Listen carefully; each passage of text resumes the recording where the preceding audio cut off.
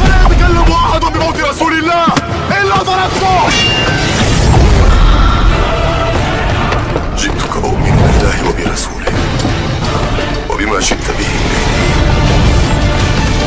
فقد أعذرت إليكم وأعذرتموني.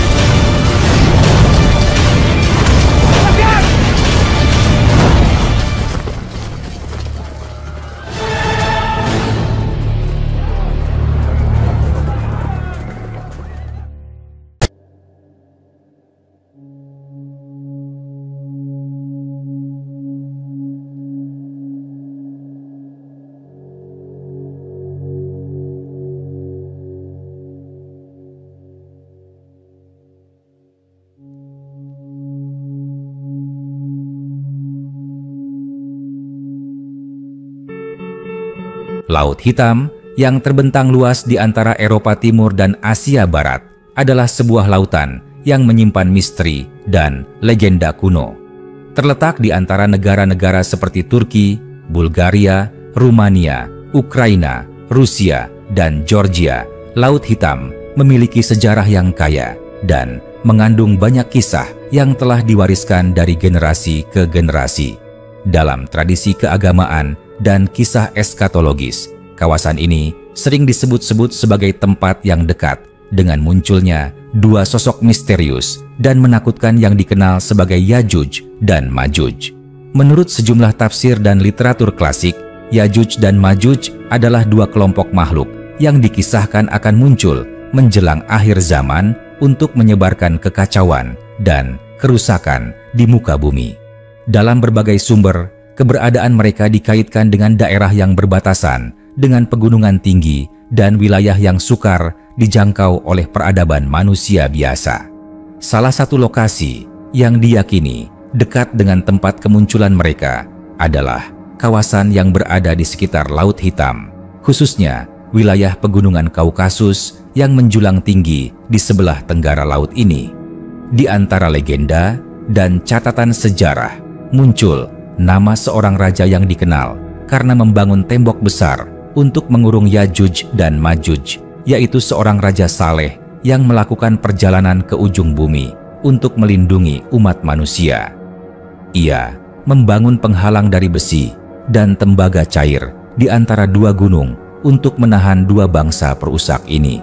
Banyak ulama dan penafsir yang mengaitkan pegunungan tempat dibangunnya penghalang tersebut dengan pegunungan Kaukasus yang membentang dari Laut Hitam di barat hingga Laut Kaspia di timur. Di antara pegunungan inilah diyakini oleh sebagian kalangan terletak celah yang digunakan untuk membangun penghalang Yajuj dan Majuj. Laut Hitam sendiri merupakan laut yang unik dari segi geografi dan ekologi. Ia memiliki karakteristik yang berbeda dari lautan lainnya, seperti lapisan air yang hampir tidak bercampur antara permukaan dan kedalaman. Di bawah lapisan permukaan yang kaya oksigen, terdapat lapisan air yang sangat dalam dan mengandung hidrogen sulfida, menjadikan wilayah ini salah satu laut terdalam yang tidak mendukung kehidupan dalam sebagian besar lapisannya. Kondisi ini membuat Laut Hitam seolah menjadi simbol antara kehidupan dan kematian, antara dunia yang terlihat dan yang tersembunyi, gambaran yang seringkali dikaitkan dengan narasi tentang keberadaan Yajuj dan Majuj. Selain itu, wilayah sekitar Laut Hitam merupakan kawasan yang memiliki sejarah panjang peradaban kuno, konflik besar, dan pertukaran budaya. Tempat ini pernah menjadi jalur perdagangan penting dan juga medan pertempuran dalam berbagai peperangan besar dalam sejarah. Dengan latar belakang ini, Laut Hitam menjadi sebuah simbol geografis dan spiritual yang syarat makna, sangat cocok untuk dijadikan latar dalam kisah-kisah besar akhir zaman, seperti kisah kemunculan Yajuj dan Majuj. Walaupun tidak ada bukti arkeologis atau ilmiah yang dapat memastikan secara mutlak bahwa Yajuj dan Majuj berada di sekitar Laut Hitam, kaitan antara wilayah ini dengan pegunungan misterius, struktur penghalang kuno, dan catatan peradaban masa lampau menjadikan hipotesis tersebut menarik untuk direnungkan. Hal ini pun menunjukkan bagaimana geografi dapat menjadi bagian penting dalam membentuk imajinasi kolektif manusia terhadap kisah-kisah spiritual dan eskatologis yang menyentuh ketakutan serta harapan terdalam manusia. Dalam menjelajahi lebih lanjut keterkaitan antara Laut Hitam dan kemunculan Yajuj dan Majuj, penting untuk memahami bahwa mitos dan kepercayaan mengenai mereka tidak berdiri sendiri, melainkan berakar pada perpaduan antara wahyu ilahi, warisan sejarah, serta realitas geografis yang menyimpan lapisan-lapisan misteri. Pegunungan yang berada di sekitar Laut Hitam, terutama wilayah antara Georgia dan Rusia, yaitu Pegunungan Kaukasus, memiliki karakteristik alam yang ekstrem. Pegunungan ini menjulang dengan tebing-tebing terjal, jurang yang dalam, serta lorong-lorong sempit yang tersembunyi di antara lembah-lembah sunyi. Banyak peneliti dan sejarawan klasik memperkirakan bahwa kawasan ini sangat sesuai dengan deskripsi tentang dua gunung tempat penghalang Yajuj dan Majuj dibangun. Selain itu, jalur yang menghubungkan antara Laut Hitam dan Laut Kaspia melalui pegunungan ini dikenal dengan sebutan Gerbang Kaukasus atau juga dikenal sebagai Deral Gorge, sebuah celah sempit yang sering dikaitkan oleh para ahli tafsir dengan tempat di mana tembok raksasa itu dibangun. Sejumlah penulis dari peradaban kuno, termasuk dalam catatan-catatan Persia, Yunani, hingga Arab, menyebutkan keberadaan suatu bangsa liar yang hidup terasing di balik gunung. Mereka diyakini merupakan nenek moyang dari bangsa-bangsa perusak yang kemudian diidentifikasi sebagai Yajuj dan Majuj.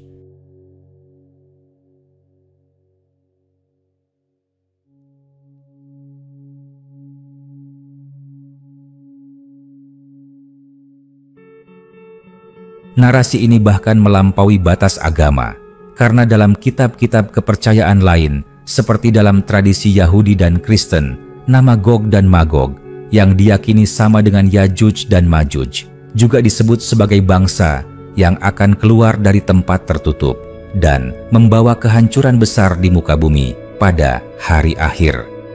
Jika ditelaah lebih dalam, posisi strategis Laut Hitam sebagai wilayah pertemuan antara berbagai kebudayaan, seperti peradaban Bizantium, Kekaisaran Ottoman, bangsa Skythia, dan banyak lagi, memperkuat mitos tentang keberadaan kekuatan-kekuatan tersembunyi yang tertutup dari dunia luar. Laut Hitam bukan sekadar lautan, tetapi menjadi simbol penghubung antara dunia nyata dan dunia gaib, antara sejarah dan nubuat, serta antara masa lalu dan masa depan yang belum terungkap.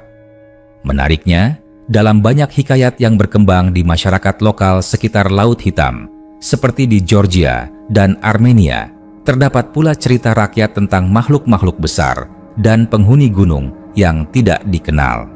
Mereka digambarkan sebagai makhluk bertubuh besar, bermata tajam, dan tidak dapat berbahasa seperti manusia.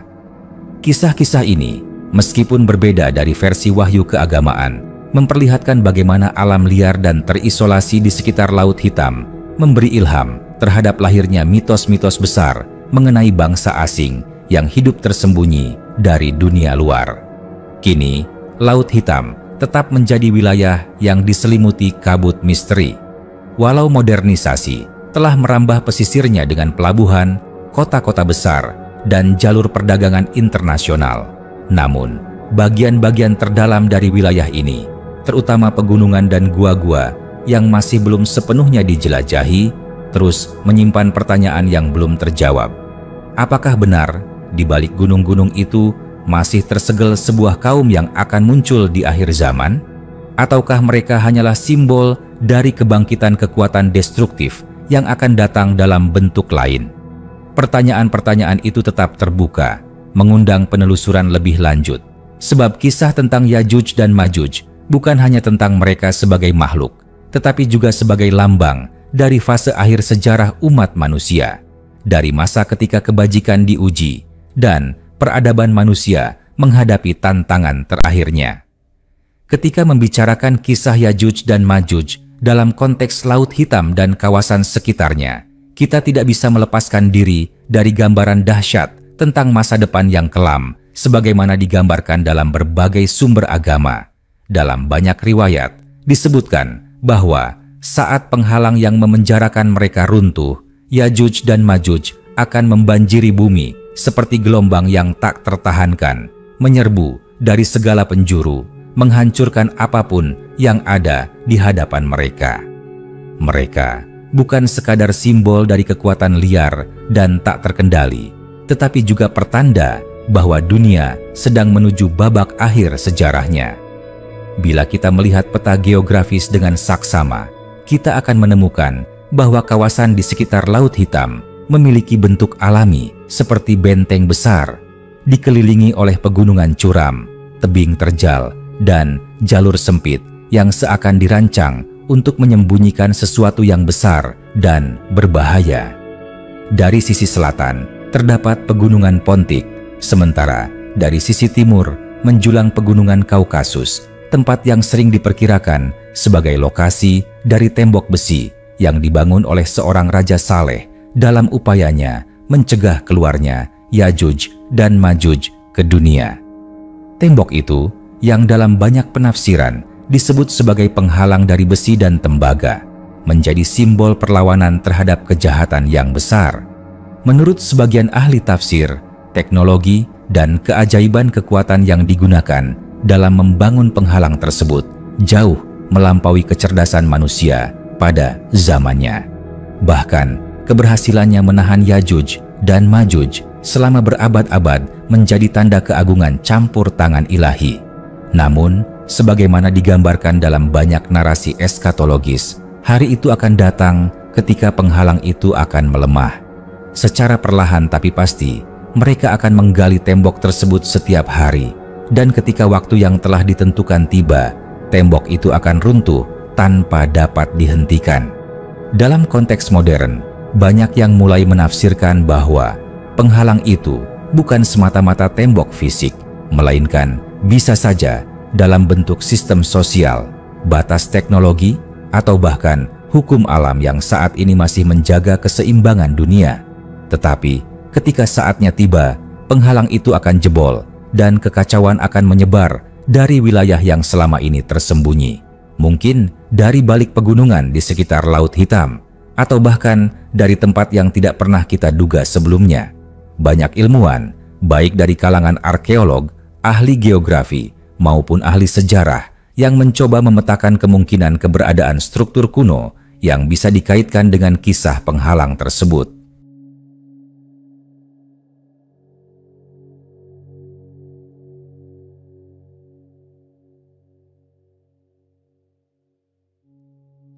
Ada pula yang menggali hubungan antara migrasi besar bangsa barbar dari utara menuju wilayah kekaisaran besar pada zaman dahulu dan melihatnya sebagai bentuk awal dari serangan Yajuj dan Majuj dalam bentuk sejarah nyata. Namun, tetap saja misteri ini tidak pernah sepenuhnya terungkap, dan setiap teori hanya menambah lapisan pertanyaan yang semakin dalam. Apa yang membuat kisah ini tetap hidup dalam kesadaran kolektif umat manusia adalah ketakutan universal terhadap kekuatan destruktif yang tidak bisa dikendalikan. Dalam tradisi Islam, keluarnya Yajuj dan Majuj menandai tahap akhir dari fitnah dan kehancuran, tepat sebelum dunia memasuki fase penghakiman dan kebangkitan. Maka, tidak heran jika tempat kemunculan mereka pun dikelilingi oleh aura misteri, keheningan, dan kekuatan alam yang menakjubkan, seperti Laut Hitam yang dalam dan gelap, tempat di mana cahaya tidak bisa menembus ke kedalaman paling bawahnya, seolah menyembunyikan sesuatu yang sedang tidur panjang dan menunggu waktu untuk bangkit. Bagi sebagian orang, kisah ini mungkin hanyalah legenda yang mengakar dalam mitos kuno. Namun, bagi banyak lainnya, terutama mereka yang meyakini keberadaan hari akhir, Yajuj dan Majuj bukanlah dongeng. Mereka adalah kenyataan yang belum terungkap. Dan Laut Hitam, dengan segala keunikan geografis dan sejarah gelapnya, tetap menjadi salah satu tempat yang paling kuat dipertimbangkan sebagai gerbang menuju misteri besar ini. Dalam keberlanjutan kisah yang penuh misteri ini, kita mulai menyadari bahwa Laut Hitam bukan sekadar hamparan air luas yang terletak di perbatasan timur Eropa dan Barat Asia. Ia adalah kawasan yang menjadi saksi bisu dari berbagai zaman keemasan, konflik berdarah, hingga jatuh bangunnya imperium besar. Namun, di balik semua itu, Laut Hitam juga memegang peranan dalam narasi eskatologis yang jauh lebih besar. Narasi yang tidak hanya berbicara tentang sejarah masa lalu, tetapi juga masa depan umat manusia. Sebagaimana yang diriwayatkan dalam kitab suci dan berbagai literatur klasik, kemunculan Yajuj dan Majuj akan menandai kehancuran tatanan dunia yang telah mapan. Mereka digambarkan sebagai bangsa yang memiliki kekuatan besar, jumlah yang tak terhitung, serta tidak mengenal belas kasihan. Mereka akan menuruni gunung-gunung, menyapu peradaban seperti badai dahsyat, dan menghancurkan apapun yang menghalangi jalan mereka. Tidak ada pasukan manusia yang mampu menandingi kekuatan mereka. Bahkan, dalam riwayat yang lebih dalam, disebutkan bahwa hanya doa dan perlindungan dari langitlah yang akan mampu menyelamatkan manusia dari kehancuran total yang mereka bawa. Dari berbagai arah pandang, kemunculan Yajuj dan Majuj tidak hanya dipandang secara fisik, tetapi juga secara simbolik. Beberapa kalangan menafsirkan bahwa mereka melambangkan kekuatan destruktif dari peradaban modern itu sendiri, seperti kerakusan ekonomi, kerusakan lingkungan, senjata pemusnah massal, dan teknologi tanpa moralitas. Namun, penafsiran yang bersifat fisik tetap memiliki tempat kuat, terutama ketika mengkaji peran wilayah Laut Hitam dan sekitarnya sebagai pusat geopolitik yang memiliki potensi besar untuk melahirkan konflik global. Wilayah Laut Hitam saat ini tidak hanya strategis dari segi militer dan ekonomi, tetapi juga menjadi titik gesekan antara kekuatan besar dunia.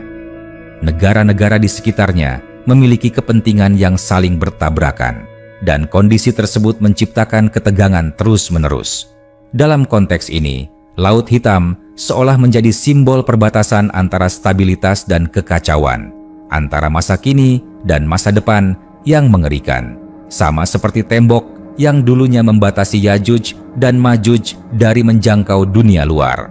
Apabila kita mengkaji lebih lanjut kemungkinan lokasi penghalang yang disebutkan dalam kisah kuno, maka perhatian kembali tertuju pada pegunungan Kaukasus. Salah satu jalur paling terkenal di sana adalah Celah Derbent, yang sejak zaman kuno telah dikenal sebagai jalur sempit antara Laut Kaspia dan pegunungan Kaukasus. Di tempat inilah, menurut banyak penulis sejarah klasik, berdiri benteng-benteng raksasa dari batu dan logam yang dibangun oleh penguasa kuno untuk menahan serbuan bangsa-bangsa utara yang liar. Derbent, yang berarti gerbang tertutup, sering disebut-sebut sebagai representasi nyata dari penghalang yang dibangun untuk mengurung Yajuj dan Majuj. Namun, sebagaimana disebutkan dalam narasi kenabian, suatu hari penghalang itu akan runtuh. Prosesnya tidak tiba-tiba. Setiap hari, Yajuj dan Majuj menggali penghalang tersebut. Tetapi, ketika malam tiba, mereka kembali dan mendapati tembok itu telah kembali seperti semula. Hingga suatu hari, atas kehendak ilahi, mereka tidak akan mengucapkan kata Insya Allah ketika hendak meninggalkan tempat itu. Dan ketika mereka kembali keesokan harinya, penghalang itu tidak lagi pulih, sehingga mereka berhasil menembus dan keluar ke dunia.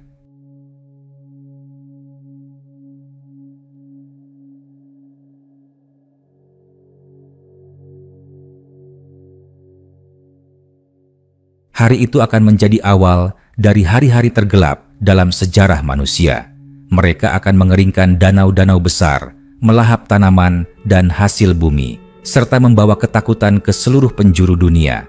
Dalam banyak riwayat, tidak ada satupun manusia yang mampu menahan laju mereka, kecuali atas perlindungan dari Yang Maha Kuasa.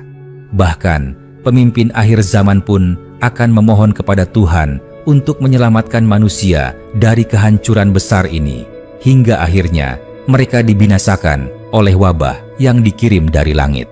Dengan demikian, Laut Hitam bukan hanya titik koordinat di peta dunia. Ia adalah gerbang ke wilayah yang syarat makna spiritual, geografis, dan simbolik. Dari gelombangnya yang dalam dan tak terlihat dasarnya, dari pegunungan yang menjulang dan menyembunyikan rahasia-rahasia zaman purba, hingga desiran anginnya yang membawa bisikan dari masa lalu, semua menyatu dalam sebuah narasi besar yang belum mencapai kesimpulan. Kita mungkin tidak tahu secara pasti kapan tembok itu akan runtuh atau dari mana tepatnya mereka akan muncul. Namun, setiap gejolak yang terjadi di wilayah itu seolah menjadi isyarat samar bahwa masa itu mungkin tidak lagi terlalu jauh. Dalam diamnya, Laut Hitam menunggu, dan dunia pun menunggu dalam ketakutan, dalam tanda tanya, dan dalam harapan akan keselamatan. Dalam kelanjutan narasi ini, kita harus menelusuri lebih dalam, bukan hanya dari sisi geografis dan sejarah, tetapi juga dari sudut pandang psikologis dan spiritual umat manusia. Kisah tentang Yajuj dan Majuj yang terkurung di balik penghalang besar di wilayah pegunungan dekat Laut Hitam mencerminkan ketakutan manusia terhadap kekuatan luar kendali, kekuatan yang ditahan oleh waktu, ruang, dan takdir, namun suatu hari akan dibebaskan. Dan saat kebebasan itu tiba, dunia akan diguncang oleh sesuatu yang tidak bisa dibayangkan oleh akal biasa. Banyak riwayat menyebut bahwa jumlah mereka sangat banyak, seperti air bah yang menutupi lembah-lembah. Mereka akan mengalir dari gunung-gunung, turun ke dataran, menembus wilayah demi wilayah dengan kecepatan dan keganasan yang tidak bisa dihentikan oleh senjata atau tembok. Bahkan air danau akan mereka minum hingga kering. Mereka bukan sekadar pasukan biasa, tetapi perwujudan dari kaos itu sendiri, kekacauan yang dibangkitkan setelah tertidur selama ribuan tahun. Dalam gambaran modern, tidak sedikit pula para cendekiawan dan penafsir kontemporer yang mencoba melihat kisah ini dari sudut pandang lain. Mereka memandang bahwa penghalang yang dimaksud bisa jadi adalah simbol dari batas peradaban atau bahkan representasi dari teknologi yang sedang menahan munculnya kekuatan merusak, baik berupa ideologi, penyakit, senjata pemusnah massal, atau sistem yang tidak berperi kemanusiaan. Saat penghalang ini jebol, kekuatan yang tadinya terkunci akan menyebar, menembus batas negara dan etika, dan menghancurkan tatanan yang selama ini dianggap stabil. Namun, apapun bentuk penafsiran itu, tidak bisa dipungkiri bahwa dalam literatur klasik maupun spiritual, lokasi tempat mereka dikurung selalu merujuk pada wilayah yang secara geografis tersembunyi, sulit dijangkau, dan memiliki medan yang ekstrem, seperti yang dimiliki oleh kawasan sekitar Laut Hitam. Dengan pegunungan curam, lembah-lembah dalam yang tersembunyi, dan iklim yang keras, tempat ini sangat sesuai untuk dijadikan simbol dari wilayah terisolasi yang menyimpan ancaman besar. Apabila kita menoleh ke masa lalu, Laut Hitam sendiri sudah lama menjadi pusat aktivitas manusia, bahkan sejak zaman prasejarah. Beberapa teori geologis menyebutkan bahwa ribuan tahun yang lalu, Laut Hitam merupakan danau air tawar besar yang kemudian berubah drastis akibat bencana geologis, menciptakan banjir besar yang diyakini oleh beberapa peneliti sebagai inspirasi dari kisah banjir besar Nabi Nuh. Hal ini menjadikan kawasan ini tidak hanya penting dari segi geopolitik, tetapi juga dari sudut pandang mitos dan spiritualitas kuno. Dengan adanya transformasi besar dalam sejarah geologinya, Laut Hitam menjadi lambang dari kekuatan alam yang tidak bisa ditebak. Sama seperti kisah Yajuj dan Majuj yang muncul dari balik penghalang setelah berabad-abad tersembunyi. Kisah ini tidak pernah berdiri sendiri. Ia selalu disambungkan dengan kisah-kisah besar akhir zaman lainnya, seperti kemunculan pemimpin akhir zaman, turunnya Nabi Isa, dan datangnya hari penghakiman. Semua itu membentuk satu rangkaian narasi eskatologis yang memperingatkan manusia tentang betapa rapuhnya struktur dunia ini ketika berhadapan dengan kekuatan ilahi yang telah ditentukan waktunya. Ketika hari itu datang, kekuatan manusia tidak akan lagi menjadi pelindung. Teknologi akan lumpuh, kekuasaan akan runtuh, dan satu-satunya tempat perlindungan adalah keimanan. Dalam narasi tersebut, umat manusia diperintahkan untuk tidak melawan mereka dengan kekuatan, tetapi untuk berdoa, memohon perlindungan, dan berlindung ke tempat-tempat tinggi.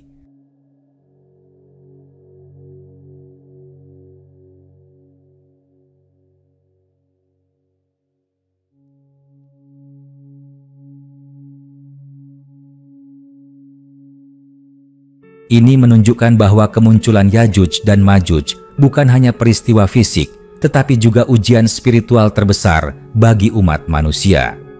Laut Hitam dan pegunungan sekitarnya akan tetap berdiri, menyimpan rahasia yang belum diungkap sepenuhnya oleh ilmu pengetahuan atau arkeologi. Tidak ada yang bisa memastikan apakah penghalang itu masih ada, tersembunyi di dalam celah batu yang tidak pernah dijamah manusia, atau telah menjadi bagian dari bumi yang terkubur oleh waktu. Namun, bagi mereka yang mempercayainya, hari itu akan tiba. Hari ketika bumi tidak lagi mampu menahan kekuatan yang telah lama dipenjarakan, dan langit tidak lagi menjadi tempat teduh bagi ketenangan. Dalam heningnya, Laut Hitam menjadi saksi. Saksi bisu dari sesuatu yang sedang menunggu untuk dibangkitkan. Ia menyimpan gema takdir di kedalamannya yang gelap, dan ketika waktunya tiba, ia akan menjadi panggung dari peristiwa besar yang akan mengguncang dunia. Dalam kelanjutan kisah yang mendalam ini, Laut Hitam semakin tampak bukan sekadar lokasi geografis yang membatasi daratan-daratan Eurasia, tetapi juga menjadi titik poros antara dunia nyata dan dunia yang belum tersingkap, semacam ambang batas antara sejarah manusia dan janji masa depan yang telah lama dinubuatkan. Dari riwayat-riwayat yang diwariskan secara turun-temurun, digambarkan bahwa setelah Yajuj dan Majuj berhasil keluar dari kurungan mereka, mereka akan menyebar dengan sangat cepat. Tidak ada tempat di muka bumi yang aman dari jejak kaki mereka. Mereka akan memanjat gunung, menyeberangi lautan, bahkan menerobos batas-batas yang selama ini dianggap mustahil. Dalam satu riwayat disebutkan bahwa mereka akan melewati Danau Tabariyah yang kini dikenal sebagai Laut Galilea di wilayah Palestina dan meminum seluruh isinya hingga kering. Dan setelah itu, yang datang di belakang mereka akan berkata, "Dahulu di sini pernah ada air." Kekuatan mereka bukan sekadar fisik, melainkan juga ketakutan yang mereka timbulkan. Kemanapun mereka pergi, kehancuran mengikuti. Umat manusia akan diliputi kepanikan luar biasa. Bangsa-bangsa akan runtuh, bukan hanya karena dihancurkan secara fisik, tetapi juga karena hilangnya harapan dan keyakinan. Dunia akan berada dalam keadaan terburuk yang belum pernah terjadi sejak penciptaan manusia. Pada saat itu, pemimpin yang saleh akan memimpin umat manusia untuk berlindung di tempat-tempat tinggi dan berdoa agar diselamatkan dari ancaman Yajuj dan Majuj. Dalam banyak riwayat disebutkan bahwa akhirnya doa-doa itu akan dikabulkan dan Tuhan akan mengirimkan makhluk kecil, semacam ulat atau penyakit yang menyerang leher mereka, sehingga mereka mati bergelimpangan secara massal.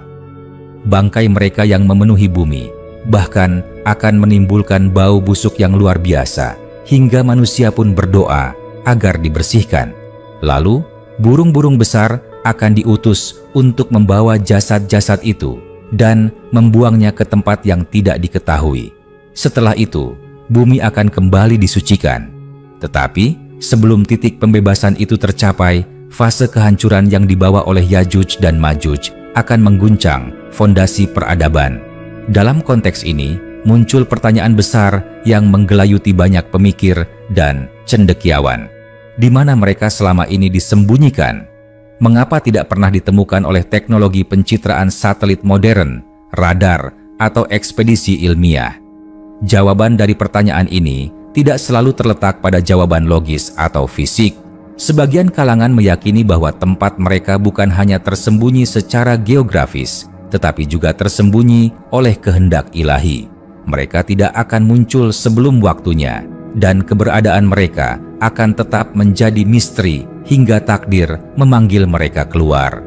Dalam hal ini, peran Laut Hitam dan pegunungan yang mengelilinginya tetap menjadi lokasi paling kuat yang diyakini sebagian besar mufasir dan sejarawan klasik sebagai wilayah yang memenuhi seluruh kriteria lokasi persembunyian mereka. Pegunungan Kaukasus dengan lembah-lembah terjal dan lorong-lorong alami yang belum sepenuhnya dijelajahi memiliki medan yang secara alamiah membentuk semacam benteng besar. Ada tempat-tempat yang tidak bisa dijangkau oleh kendaraan modern, wilayah yang hanya bisa ditembus oleh pendaki-pendaki yang berpengalaman atau melalui jalur udara. Dalam celah-celah sempit dan goa-goa kuno, itulah banyak yang meyakini bahwa sejarah besar telah tersembunyi ribuan tahun lamanya. Dan Laut Hitam yang membentang seperti cermin kelam di bawah langit timur Eropa menjadi gerbang bisu dari segala kemungkinan itu. Ia menyimpan bukan hanya air dan arus yang dalam, tetapi juga kisah-kisah kuno yang belum selesai. Ia adalah cermin dari waktu, tenang di permukaan, namun di kedalamannya menyimpan kekuatan yang belum terungkap. Setiap gelombang yang menghantam pantainya bisa jadi adalah gema dari suara-suara masa lalu atau tanda-tanda dari apa yang akan datang.